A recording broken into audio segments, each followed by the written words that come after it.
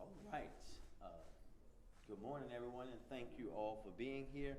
I am honored to have my dear friend, Prince George's County Executive Angela Alsobrooks here in my childhood neighborhood in Park Heights here in Baltimore, and proud to get to the point and let everyone know that I am officially endorsing her campaign for the United States Senate.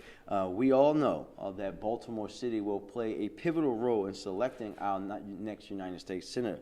It's a responsibility that I and we all take very seriously because we know how important that relationship is to continue progress as a city. I am endorsing the county executive because she understands what our city needs better than any other candidate in this race.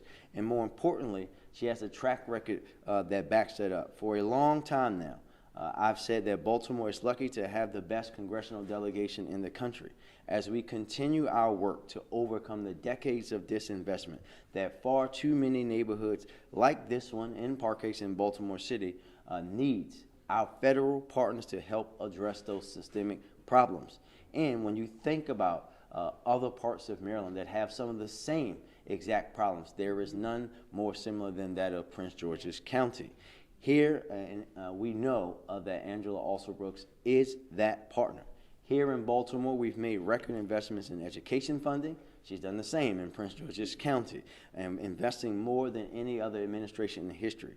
Angela has fought that same fight as county executive to improve education, fix crumbling infrastructure, and think about how to deal with things like a pandemic that no one saw coming, right?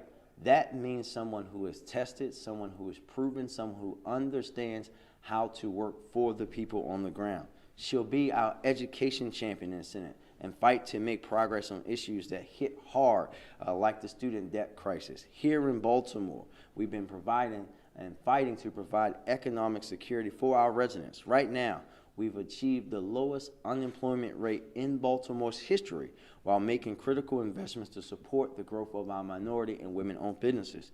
She gets that. The county executive gets that. She's fought for small business, leading and making sure that women and minority-owned businesses have a more level playing field in accessing government contracts. Here in Baltimore, we all know that crime is down, on pace to have the lowest number in over a decade. And we know that our success here is built upon community policing and being smart on crime, and yes, getting our federal partners continuing to be on board with our city's first ever comprehensive violence reduction plan. We don't have to sell the county executive on that. She's been there. She's been alongside us in Annapolis fighting for changes that make our neighborhood safer. By far, more than any candidate in the race, the county executive, our next United States Senator, gets what cities and localities and information and people like those that reside in Baltimore need. As a state's attorney and now a county executive, she has led innovative approaches in both reducing crime and building community trust, and she has done that while also supporting returning citizens. You all have often heard me speak about the need for more federal action in Washington to address gun violence. We're all frustrated. I know the county executive is frustrated by the fact that despite that we continue to take thousands and thousands of guns off the street, too many of our residents are still being impacted by gun violence, not just here in Baltimore, not just in Prince George's County, not just in Maryland, but in these United States of America. She gets it and is prepared to go to D.C. and push for us to continue reforms that are common sense to make all of us who are United States citizens more safe. When it comes to our seniors, as we're doing it here in the Zeta Center, Angela gets it. Here in Baltimore, we've worked hard to ensure that we properly support our seniors, making sure that our seniors can age in place with the dignity that they deserve by providing more affordable housing units and grants for home repairs. In Prince George's County, Angela has prioritized seniors as well. She's worked hard to build affordable housing for older adults, and I know she'll fight just as hard in Washington to get things done for all of our seniors. Right now, there is only one black woman in the United States Senate, and her term will expire on January 2025.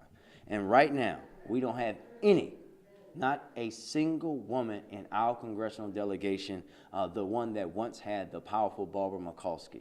It is time for Maryland to again lead the way, to show that we should and can and will have women, capable women leadership in the United States Senate, and which is why I am asking all of Baltimore to support Angela Alsobrooks, my friend, as the next United States Senator for the state of Maryland. Madam. Thank you so much. Thank you so much, and good morning, everyone. And first of all, I really want to thank Mayor Scott for his endorsement, and certainly thank him as well for his friendship, and thank him as well for the leadership that he has offered also to Baltimore City. We have so much in common. As I walked in today, the mayor proudly looked across the street and said, "This is my neighborhood where I grew up here in Park Heights," showed me, in fact, that his family owns a business that is right across the street. And so it has been, I think, our joint love to represent our hometowns, the places where we have grown up, and I'm just really grateful not only for your leadership, but grateful for the partnership that we have shared over the last several years, most especially during COVID-19, when we, along with many of our colleagues, were speaking on an almost daily basis.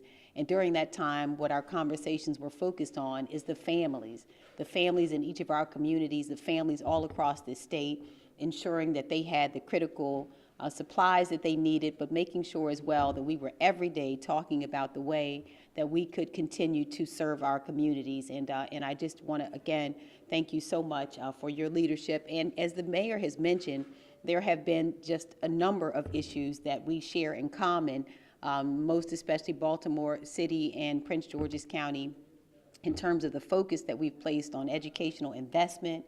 There are needs around housing, housing affordability, increasing the stock of affordable and workforce housing that is available, making sure that all of the investments in roads and infrastructure are investments that we have worked on in our communities, businesses, small, local, and minority businesses, making sure that they have opportunities to participate and that we grow the economy in a way that really does benefit every aspect of our communities and every part of our communities. And so I want to thank you for standing with me during those times. And Baltimore City is a place that is not foreign to me. I was here 30 years ago. I'm mindful, and I know I'm showing my age by sharing this, but it was 30 years ago that I came to Baltimore City following undergraduate school as a really impressionable young law student, and started at the University of Maryland Law School. And it was during that time that I had the opportunity to not only come to understand the many, many opportunities that exist in Baltimore, but the challenges, and most importantly, to understand the people of Baltimore.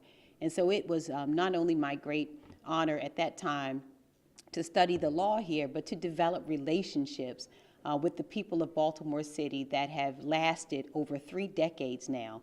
Those relationships include people like Congressman Mfume as well, who is endorsing me and who has supported me in this race. But during that time gave me an opportunity to really understand the needs, the desires, and the vision of Baltimore, and it is something that I have carried with me over many, many years. It is why I'm excited about the opportunity to join the U.S. Senate, because I believe it is important to not only understand all of the challenges and many, many opportunities that exist in Baltimore, but you can't represent people you don't know or understand. And it has been my great honor through all of these relationships to have come to understand the great value that Baltimore provides for the state of Maryland. It really is. It's not only the largest city in the state of Maryland, but it is a fact that if Baltimore is healthy, so is the rest of the state. And so it will be my design and my desire to move forward as a U.S. Senator to ensure that every single part of our city here and all of Baltimore has the representation of a person who understands what is at the kitchen tables of everyday hardworking people here.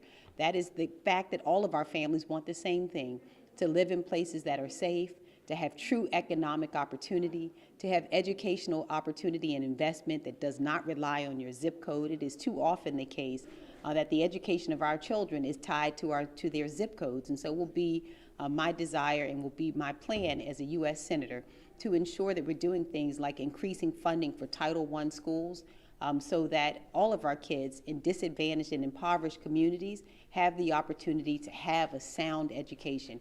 It will also be a priority for me to continue to work to bring healthcare access. I believe that we have made a tremendous mistake. And that mistake is not just a mistake in Maryland, it's all across the country where we have misdiagnosed what has been a public health crisis and called it a crime crisis. And what I refer to is during my time as a prosecutor, I came to understand that we were incarcerating in our local departments of correction so many people who were suffering from addiction and mental illness and calling those people criminals rather than getting them the help they needed to be healed. And so it has been a priority of mine as county executive to bring to bear more and more dollars in treatment for mental illness and for addictions. And these are the kinds of health care issues that I will take to the U.S. Senate to make sure that we are healing people rather than incarcerating the people who have become sick. Making sure as well that we are increasing funding for things like Medicaid and making sure that we are capping the out-of-pocket cost of prescription drug medications that have become too expensive for so many of our families.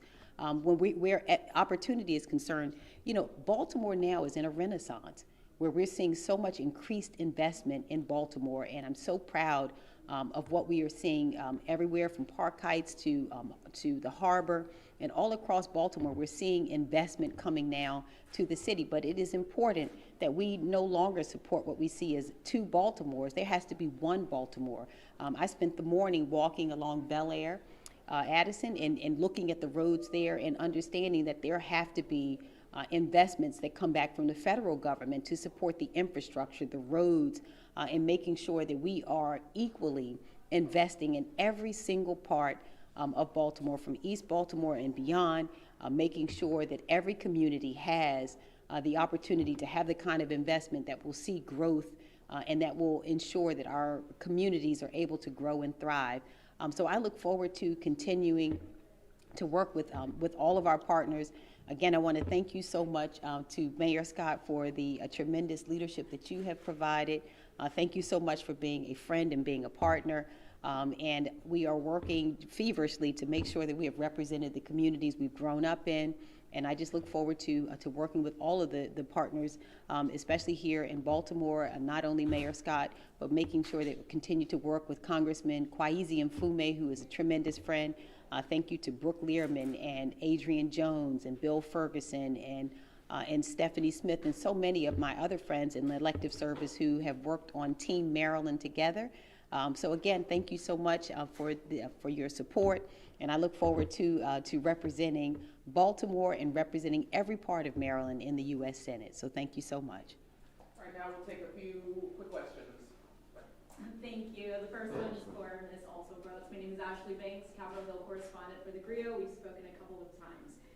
So police brutality and gun reform are topics that Black and brown constituents, not just in Maryland, but across the nation, care about. So if you could just tell me briefly how you plan to tackle those topics. Well, you know, there are two aspects to crime and justice that I often talk about, and it is my firm belief that all of our communities deserve to have both justice and freedom. And what I mean by that is we have often given this false choice. Either we can have a community where the laws apply equally to all of us, where police our communities with the dignity that we deserve, or you can have the freedom of being able to walk in your community free of crime, where you don't have to be fearful to walk to the grocery store.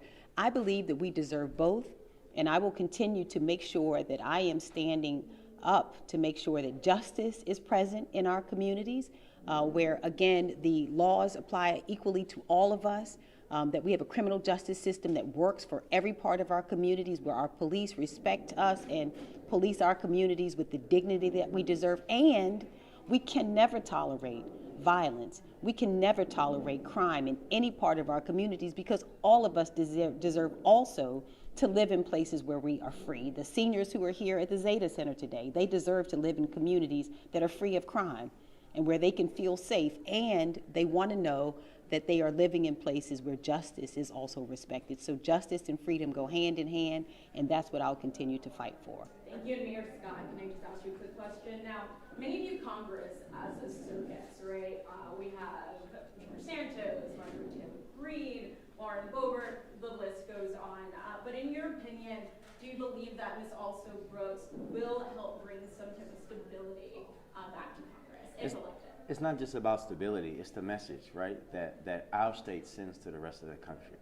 That we can send actually people who have the experience, who have the understanding, who actually want to go there to actually help to solve problems, right? We always say when you want to have people who want to move up into elected office to actually accomplish things, you look at mayors and county executives, because we've been where the rubber meets the road. And what Maryland will be doing by sending the county executive as our senator is letting them know that we're serious here, that we're serious about investments in education, that we're serious about justice, that we're serious about crime, that we're serious about having representation that wants to move all of those who call themselves United States citizens in a forward manner, not a circus, not where folks are just living on these polar opposites where folks just make up stuff, right? And I think it's important for people to understand that, and for Maryland, as we always are, to be a place that shows the example for the rest of the country.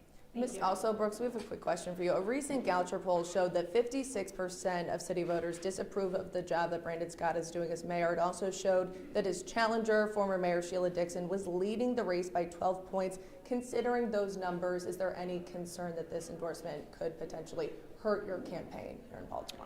I'd like the endorsement of everyone, and look forward also to having the endorsement of Sheila Dixon. This is a Senate race where I am excited to have the support of everyone, and I have been really proud to have not only the mayor's support, but I have really been proud to have also the support of Congressman Mfume, Brooke Learman, Johnny Oshesky, Bill Ferguson, and Adrian Jones. And so it has been a real honor for me to be supported by people I respect and people I've had the opportunity to work with on behalf of Maryland. And it's my intention to continue to work with all of my allies and partners in the Senate. Are you expecting an endorsement from Sheila Dixon as well?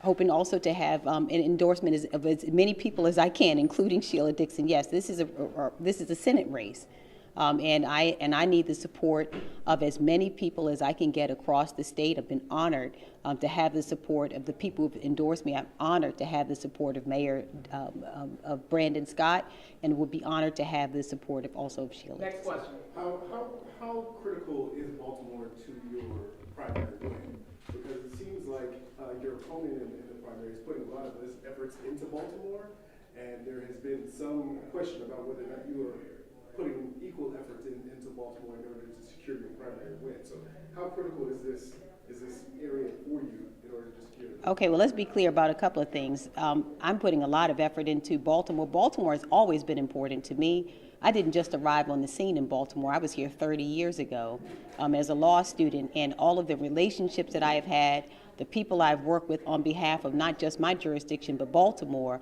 know me as a person who's worked in the delegation, worked in Annapolis on behalf of Baltimore City, and now continue to. What you're referring to is the fact that my opponent is a billionaire. And if you're a billionaire and you can write yourself $10 million worth of checks, what you've seen are his ads on television, mailers all through the mail, but that's because that's the difference between a person who is self-funded and a person who is not. So I don't want anyone to confuse or conflate a person's ability to buy whatever they want, including whatever support from someone who is working authentically in a grassroots fashion on the ground. And there's a reason why all of the electeds so far, or so many in Baltimore, have come out to endorse me. And it is not because this race is not for sale.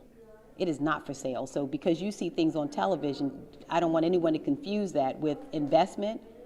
Spending money is not the same as doing what I did this morning, which is to walk on Bel Air Road with a council member and with community leaders, and to hear about the issues and concerns is what I did a couple of weeks ago when I was here in the Blacks and Wax Museum and met with community leaders, is what I'm doing today with the mayor.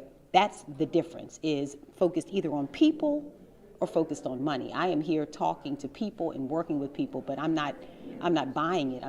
So that's the difference. And I'll just Will you also be endorsing Mayor Scott's Hi, campaign? City County Executive. You mentioned education, you mentioned infrastructure, but what are some other concrete ways in which you intend to advocate for Baltimore from Washington, D.C. should you go? Well, thank you. So one of the wonderful things that has happened very recently is that Baltimore has been designated as a tech hub. This is a very big deal. Out of about 400 sites across the country, only 30 received the designation as a tech hub. This is a huge asset for Baltimore, which will allow us to continue to build on the successes that Baltimore is seeing in attracting technology companies and cybersecurity and other things to Baltimore. But again, it is all about working to grow the economy of Baltimore in a way that works for all Baltimoreans, to grow jobs and income, to bring transportation assets here that not only attract business and attract investment, but allows us to be able to get people as well to those opportunities. So growing opportunity is going to be a huge piece of my agenda, is making sure that we are growing jobs, increasing income, attracting affordable investment around affordable housing. We have a huge issue in Baltimore around vacancies in housing, bringing the kind of investment here that helps us to cure that issue, working around safety. Safety is a huge concern, not just for Baltimoreans, it's a concern all across the state and across the country. So bringing back critical resources that help us to support our youth and help them to be the best that they can be, and to aid their health and welfare. Ms. Alsobrooks, will you be endorsing Mayor Scott for his reelection?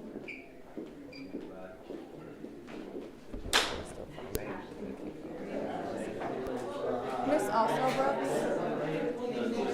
Excuse me, Ms. Alsobrooks, will you also be endorsing Mayor Scott in his reelection?